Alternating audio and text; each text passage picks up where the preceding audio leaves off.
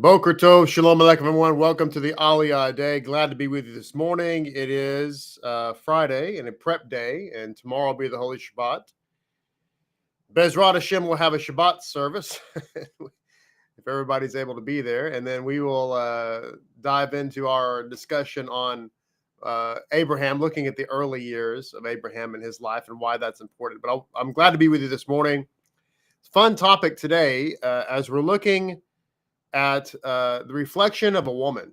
And the topic really deals with a unique gift that the women of Israel brought to the tabernacle to be used for a unique purpose.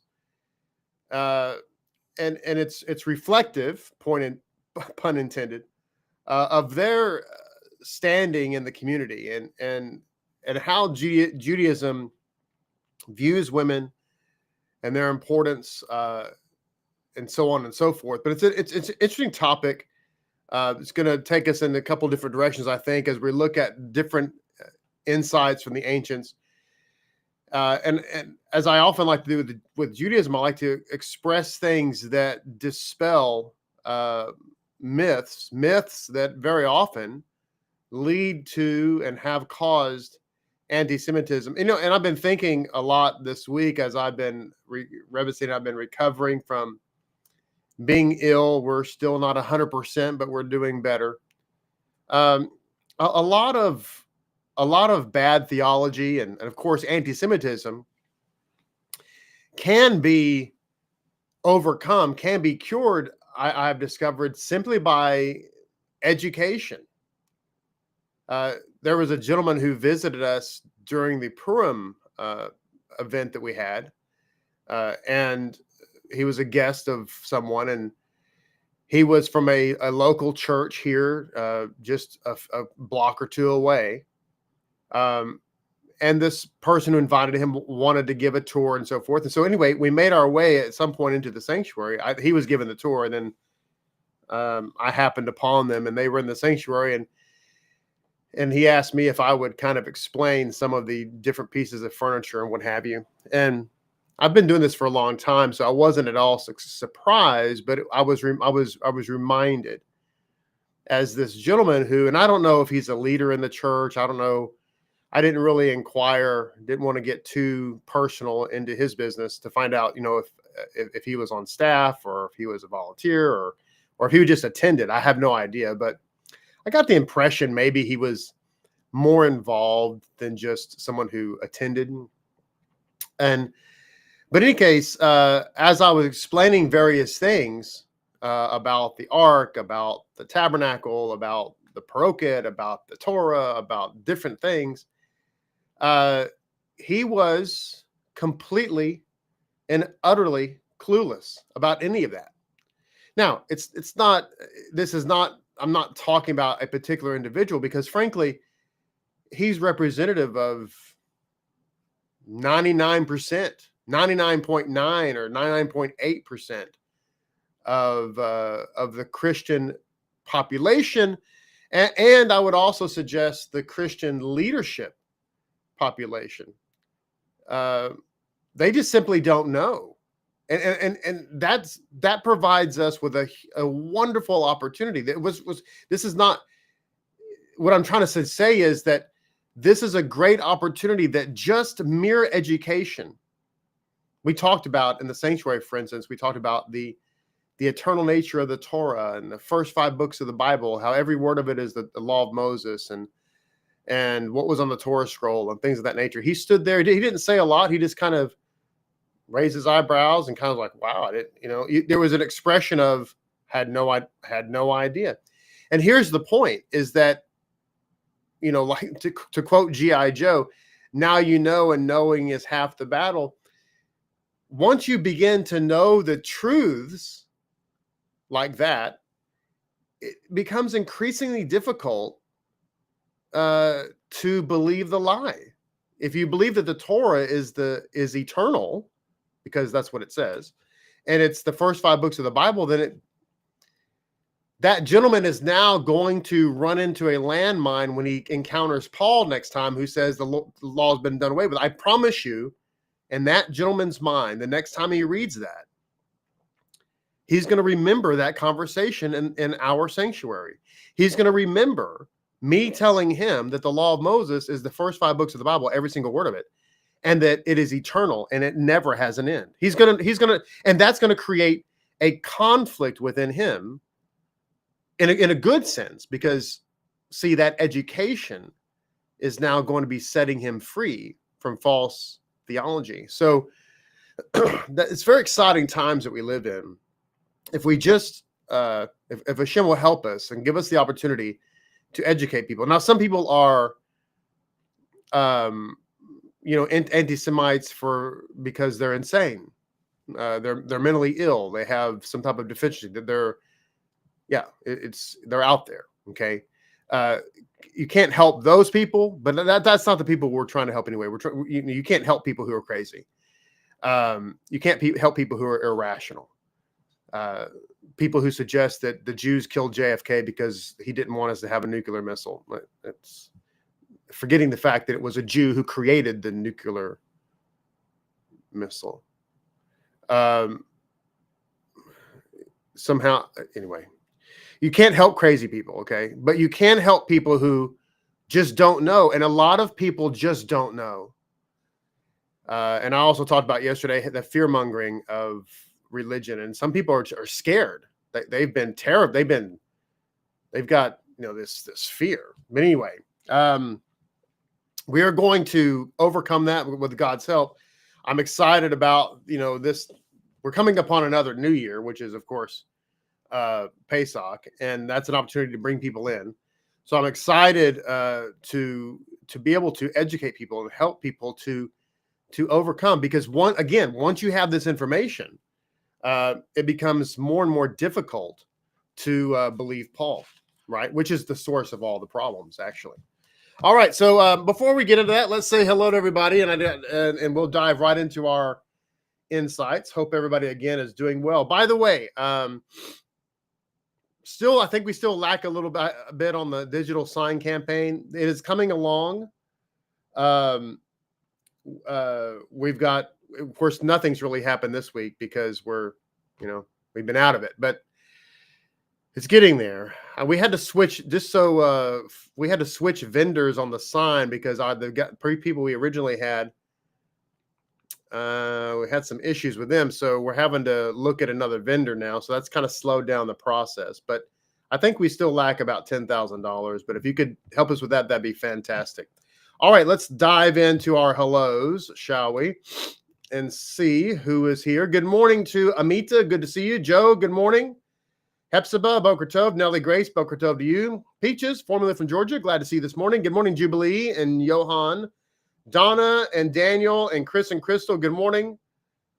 Grinridge, good morning to you. Melanie, good morning to you. Let's see here. Ariella, Rafaela, good morning. Gianna, Boker Tov, Beard to Pray, good morning to you. And Brenda and Denise and Cecile White, good morning. Anthony, good morning to you. Hope you're doing great. Chris and Crystal, glad you guys are coming in. Looking forward to seeing you. Good morning, Sarah. Hope you and Shane are doing great, being blessed, being encouraged. Good morning, Leslie and Leah. Good morning, Keturah. Good morning. And Zakin Yagal, Boker Tov. By the way, we do have a lot of people sick. So don't think that, my gosh, everybody in Lapid Judaism is sick, and it's only Lapid Judaism. Nobody else is sick. That's not true.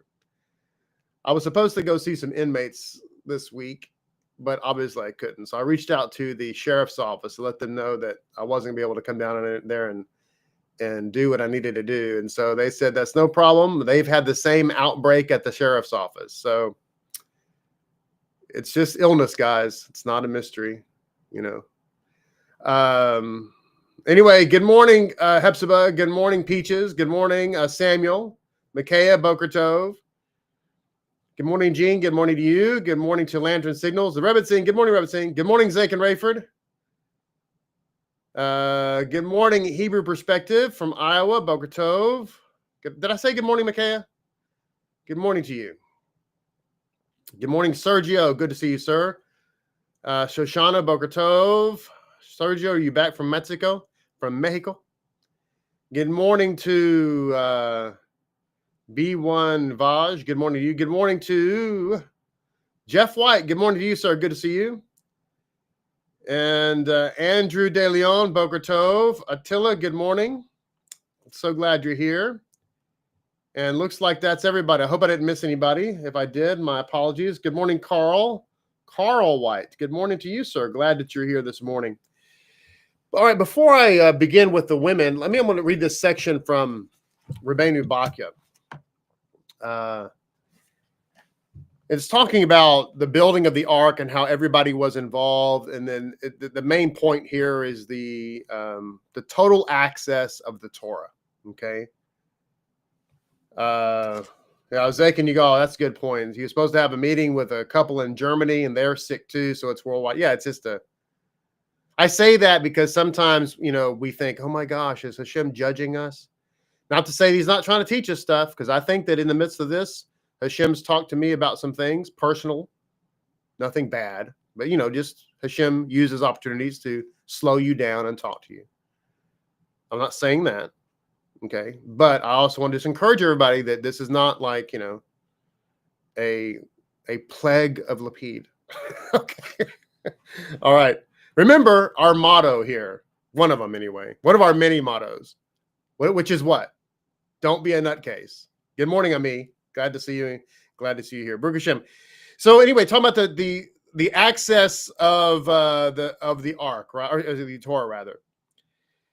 So it says here, the reason that everybody was supposed to be involved in building the ark, like everybody was supposed to be involved, okay? The reason was so as not to allow any Israelite to say to another Israelite that he did not also have a share in the Torah. Good morning, Greg.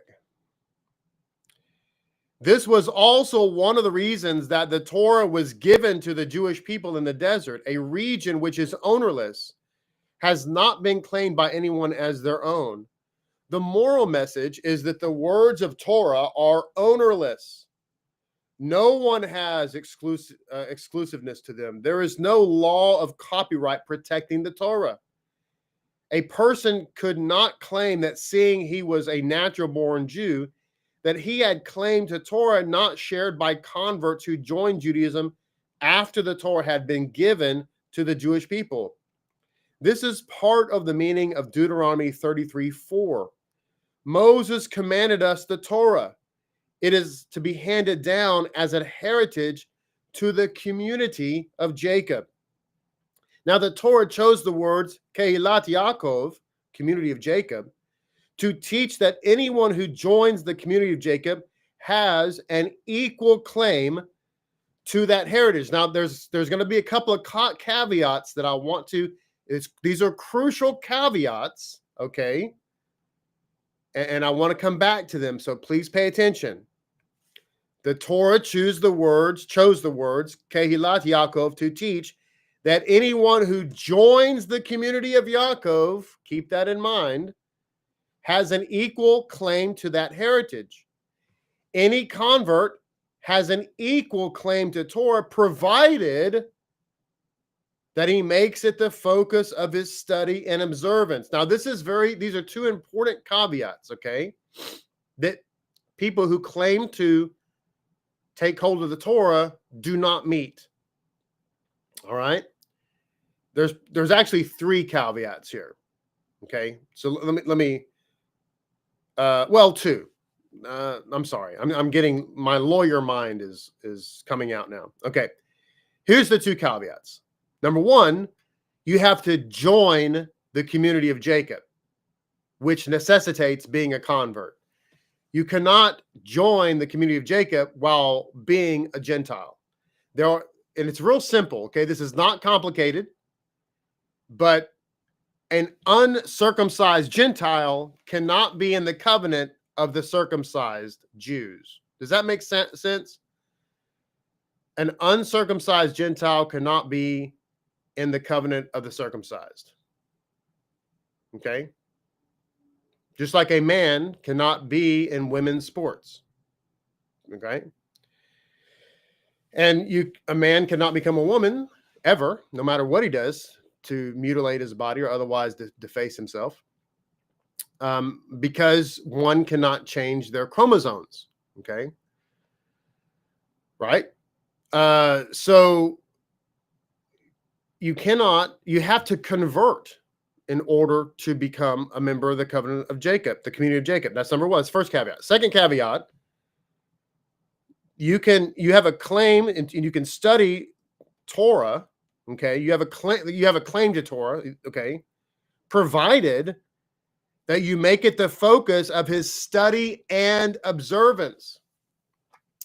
So if you're going to study Torah, you have to study Torah with the intentionality of observance, actually keeping it. This is why I write in my book that part of the Noahide nonsense, the whole Noahide deception, is that the present day fake and phony, no basis Noahide movement is out there teaching Noahides Torah. I heard from somebody recently who I think is starting to realize that, that's not the right path, was telling me that he has a class whereby he does just that. And he read my book, which I'm grateful. And I said, yeah, the problem is that if you follow, the thought process of the Noahide or Gentiles, as it's actually written in Jewish law, you're not allowed to teach Gentiles Torah, period.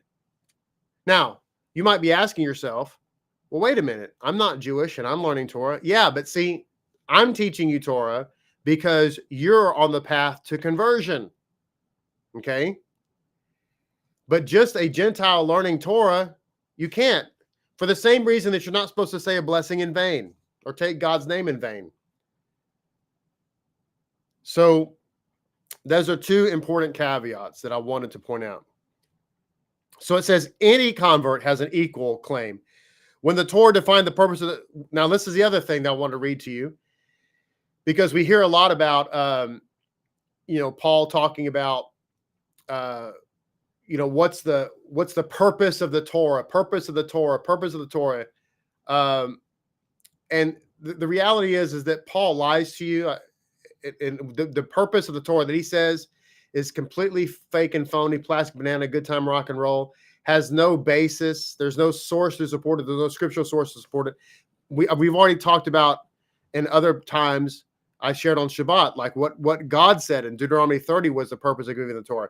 But here is another statement from Rabbeinu Bachya, and he says that it says when the Torah defined the purpose of the Torah, it wrote, in order that you should perform its laws and live by them.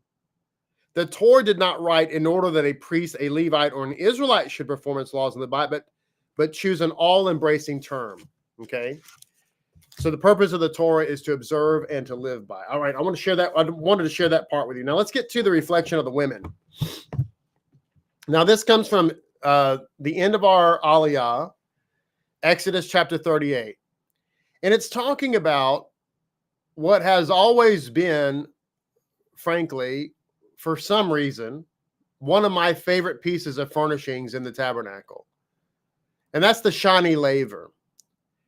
What's interesting is that what we're about to talk about here is one of those, the first shall be last and the last shall be first moments. Why? Because the last piece of furniture made and discussed is the shiny laver. And yet it's the first piece of furnishings that's used by the priest when they begin their service in the tabernacle or the temple. The first shall be last and the last shall be first.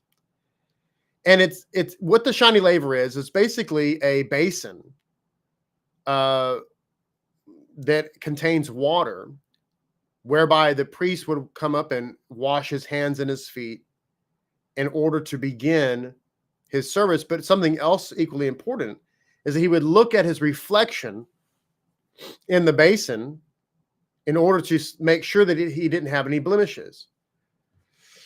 Now, you might be asking yourself the question, how exactly did he look at his reflection? Well, the answer is because this basin, it's made out of copper, but not just copper. It's made out of copper mirrors. So basically, the basin itself was one big mirror, and now we're going to get into the particularity of this basin and what exactly it was comprised of and why was it comprised of it. And so we look at chapter 38 and verse 8, and there's an interesting. Well, let me read this, and we'll come back to it. So it's chapter 38 and verse 8. It says, "He made the laver of copper and its base of copper from the mirrors of the legions who massed at the entrance of the tent of meeting." Now, in some translations it says, in a lot of translations it says, from the mirrors of the women. But what's interesting is that it doesn't say women in Hebrew. It says legions. Now, I find this interesting because we're going to find out why it says legions, okay, which has an entrance all of itself. But being a guy who likes military type stuff and oftentimes thinks in that dynamic, the minute I saw mirrors of the legions, I knew this is talking about the mirrors of the women, of course, but here in the art scroll, it translates it the mirrors of the legions.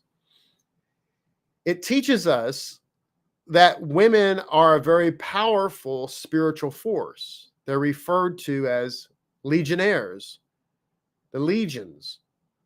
And I think this is very interesting. But let's look at the footnotes here of the Chumash. It says, Bemarot Hazavot, from the mirrors of the legions.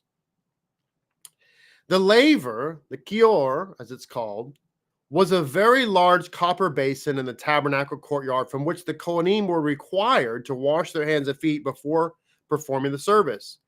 It was not made of copper from the regular contributions, since the laver is not listed below. So that's another aspect, is that this element is made out of copper, separate and distinct from the copper that was used in the rest of the tabernacle. So this is a unique piece of furnishings, okay? So it says, our verse tells us that the laver was made exclusively from the brightly polished sheets of copper that women used as mirrors in those days. When the call went out for contributions, the women came with their copper mirrors and piled them up at Moses' dwelling, which until the erection of the tabernacle was known as the tent of meeting. Moses was reluctant to accept such gifts for the tabernacle because they had been used to incite lust. Now, we'll explain that in a minute, but it says here, God told him he was wrong, however, because these very same mirrors had been instrumental in the survival of the nation. In Egypt, the men had come home at night exhausted from a long day of back-breaking labor in the fields, and the women had used their mirrors to help entice them to continue normal family life. Thanks to this, legions of Jewish children were born, which is now, you can see why it's referred to as the mirrors of the legions. So this is, of course, referring to the women, but they're called legions because they're the ones who entice their husbands to have marital relations with them so that they could continue producing children and therefore creating more Israelites. Okay? So in other words, the legions of Israel are attributed, of course, to them. So it says, to the contrary, God said, not only should the mirrors be accepted, but they should be used in their entirety to make the laver. So use every single mirror. Don't leave a mirror out. This is the reason the Torah does not give a specific size for the laver, because every single mirror had to go into it, no matter how big it became. This is how sacred God believed that these mirrors were to him. Okay, so this is another interesting aspect about the laver. Every other piece of furniture has a specific dimension given to it, very precise. The laver has no dimensions whatsoever. And again, it's because God said that every single mirror was to be used to make it, and therefore it was. He didn't. Well, he knew, of course, but there's no way to know how many women are going to come and bring their mirrors. Which, by the way, we talked. I think it was Zake and Yagal, I believe, that talked about the women contributing their gold to the tabernacle, but not to the golden calf, and how women, jewelry is precious to them, and how the women are credited being very righteous and not participating in the sin of the golden calf, and also being credited with being so willing and eager to give up their jewelry for the making of the tabernacle. This is a great credit to women, and the sages talk about this extensively. So jewelry, of course, is precious to women. It's normal, it's natural. But what else is precious to women? A mirror. Men, I've never known a man to run around carrying a mirror, ever. Okay? That would be, and if a man ever pulled out a mirror, like even in high school, and started looking at himself and like fixing his hair, whatever, he'd probably be beaten up by us and the rest of his friends. Because that's just, we don't do that. Men don't run around carrying mirrors, okay? But what does every woman have in her purse? I'm going to say every woman, because I think it would be a remarkable exception to find one that didn't. But every woman has a mirror in her purse. Every single one. Okay? And rightfully so. In other words, it's not normal, it's natural. So, and now go back in time many thousands of years, and it's not like it is today where you can run to the local store and buy a mirror for a few dollars. Back then, mirrors were unique and precious. They were highly polished, in this case, copper, which, by the way, was very common in the United States up until the mid-1800s as well. And so, in other words, these were precious instruments. And a woman, it's not like she had necessarily a bunch of mirrors, and she was willing to give up her mirror for the sake in the tabernacle. It's very powerful. So it says the laver was unique in that the water would be used in the future to bring peace between a husband and wife by proving the innocence of the woman accused of adultery. So this is talking about the sota. And if the man accused his wife of adultery, then there was a process to be followed. By the way, this reminds me of the let me give you a quick overview here. Just an educational point, so that if you're ever involved in a deep conversation with some of your friends, you can kind of bring out these points to them. Remember the story in the gospel about the people who brought the woman accused of adultery, right?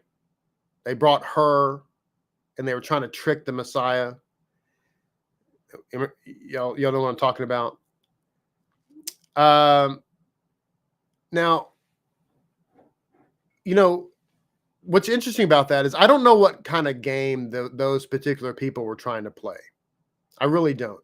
And I don't know why Messiah didn't call them out on what I'm about to tell you. But evidently there was something bigger going on there. He knew their game.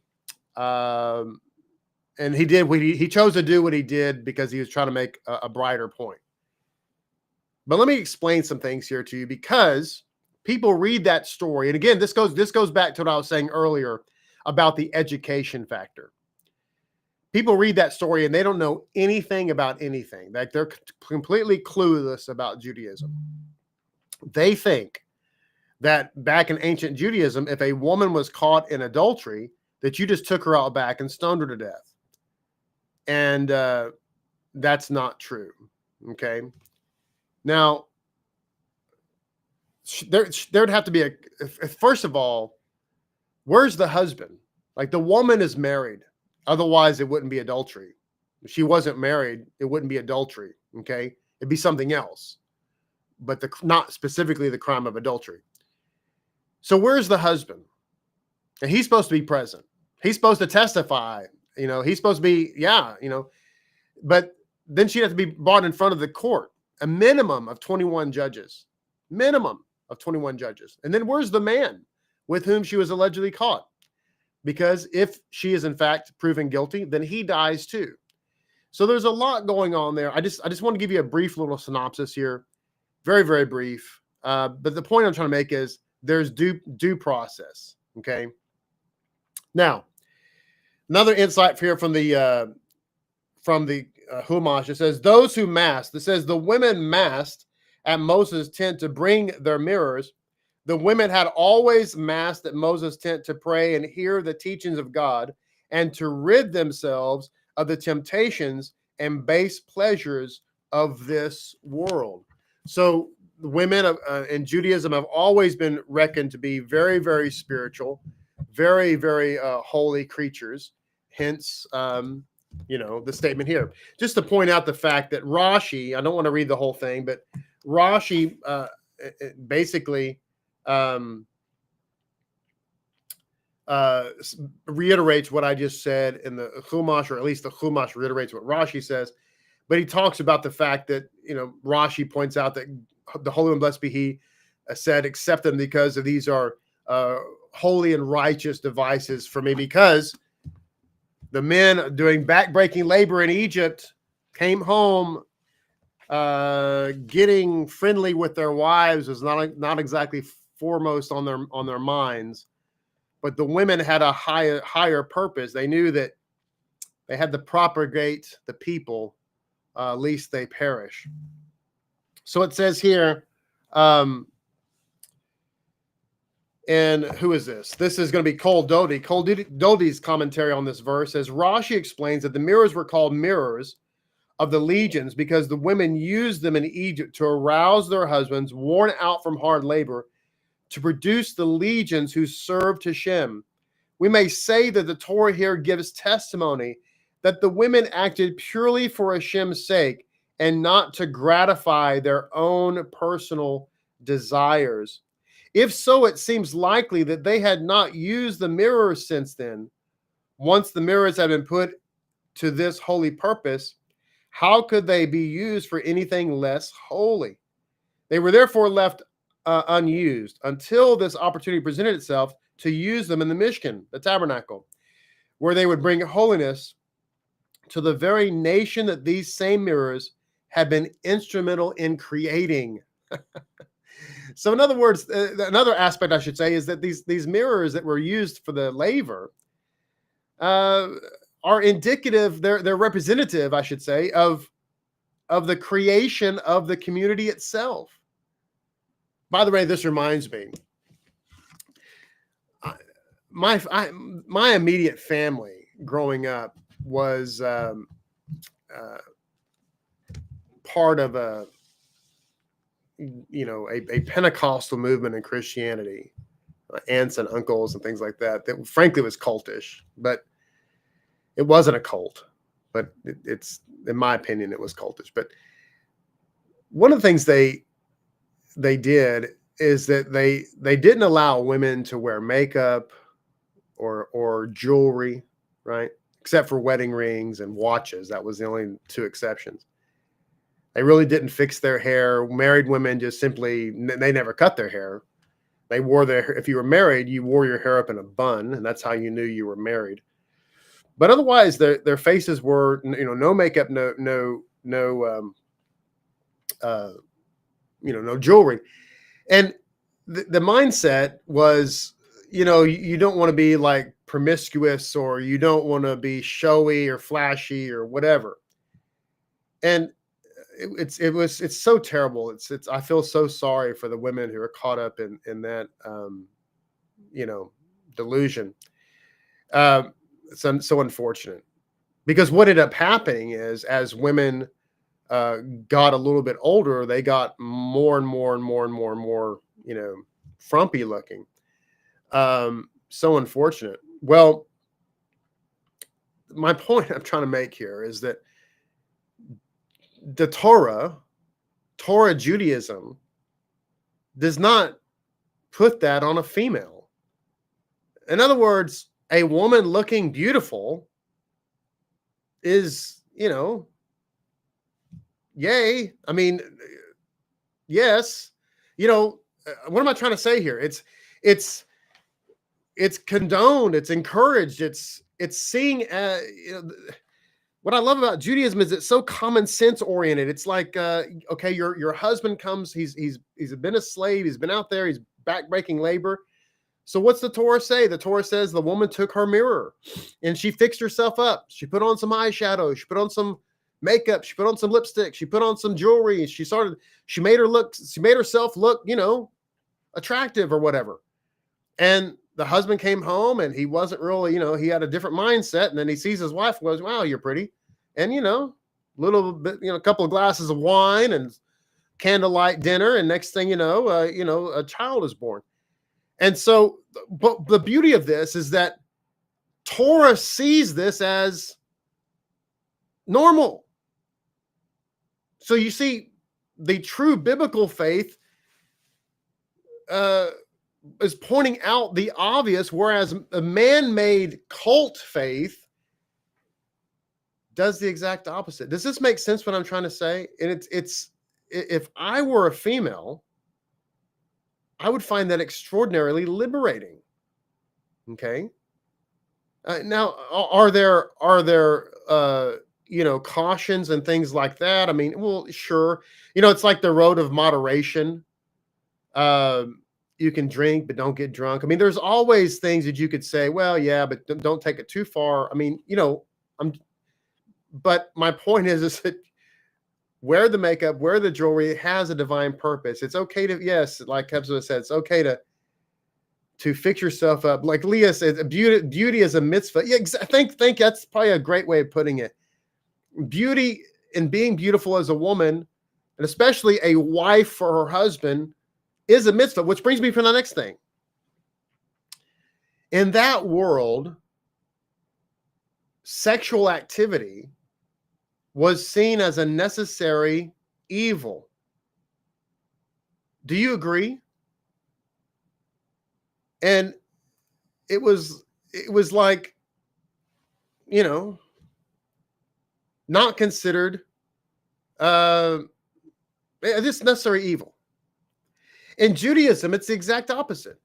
I'll never forget that years and years and years ago, there was a young couple that came to me, and they had come from a Hebrew roots environment, and they had been trying to keep the Holy Torah and to the best of their knowledge, which was extraordinarily limited at the time.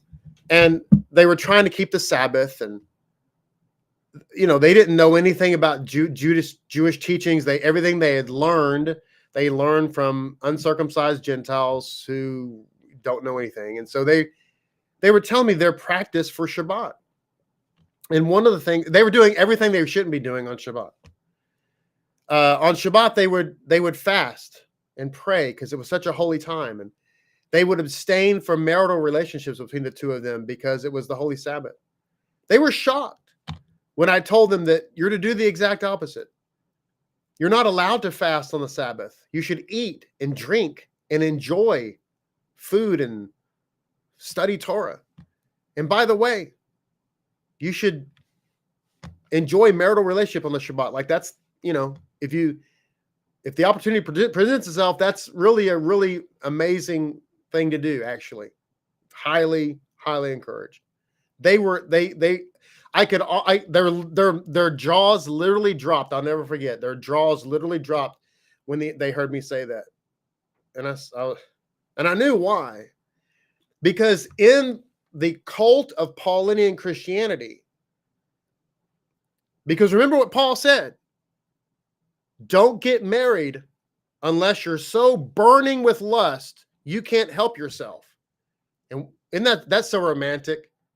Can you imagine a man gets on his knees and looks up at the woman and shows her the ring and says, I've been with you for a while and I realize that I'm just so overwhelmed with lust, I can't contain myself. And the reason I'm going to marry you is simply because I'm eat up and burning alive with passion.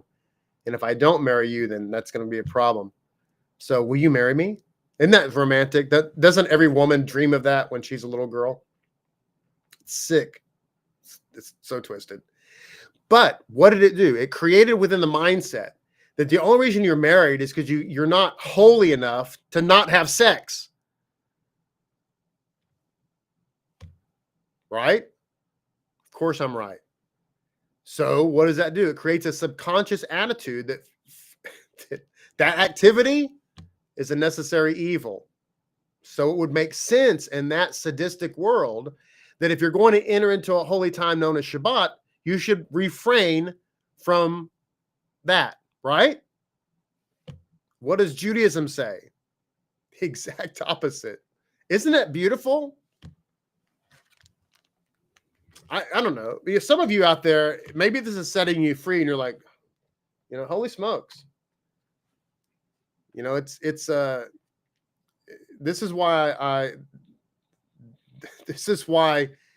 I find that Torah-true Judaism is so liberating to so many people. All right. So moving on here, I want to share an insight here from the Hasidic tales. A woman of valor who can find. This is where the woman of valor really comes into, by the way, this, the mirrors and so forth. This will be the last thing we share just because of the sake of, because of time here. There's another great story that's just too long to share. Let me look right quick.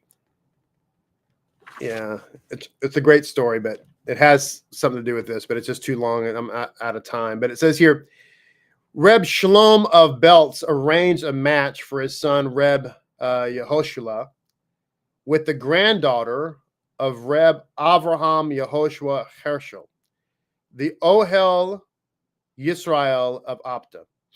The shidduch, the match, was finalized without anyone of the bridegroom's family having seen the bride. The bridegroom's mother was displeased with this way of doing things and asked her husband, the Zaddik, is it right to arrange a shidduch without anyone having seen the bride? By the way, in Judaism, there can be arranged marriages, but you should know that it's not a situation where the man or the male or female, they don't have to do the shidduch, okay? In other words, if it's an arranged marriage and they just don't like each other, they're not attracted to one another, they do not have to marry each other. They have the power to say no. They have veto power. I just want to put that out there. Okay. All right. So it says here, Reb Shalom reassured her, in heaven there is a palace which is named after the Marot Hazvaot, the mirrors of the legions, the mirrors of the pious women who assembled outside the tabernacle with their gifts born of self-denial. And there are listed the names of all the young women of valor. I saw her there, and you may be certain that she is truly virtuous and worthy of our son. End of our Aliyah today. Thank you so much for being a part of this program. It's been a pleasure to be with you. We are simply out of time, but we are never out of content. May you be richly blessed today as you prepare for the Holy Shabbat. May it be a time of healing for all those who are needing healing, needing to recover from any kind of illness that you may be or have incurred, from this week or what have you. And for those of you who are not sick, may HaShem protect you and keep you from getting sick, which is evidently something going on all over the world right now, some kind of illness of some kind. Anyway, God bless you. Shabbat Shalom. I look forward to seeing you tomorrow. Until then, have a great and amazing day.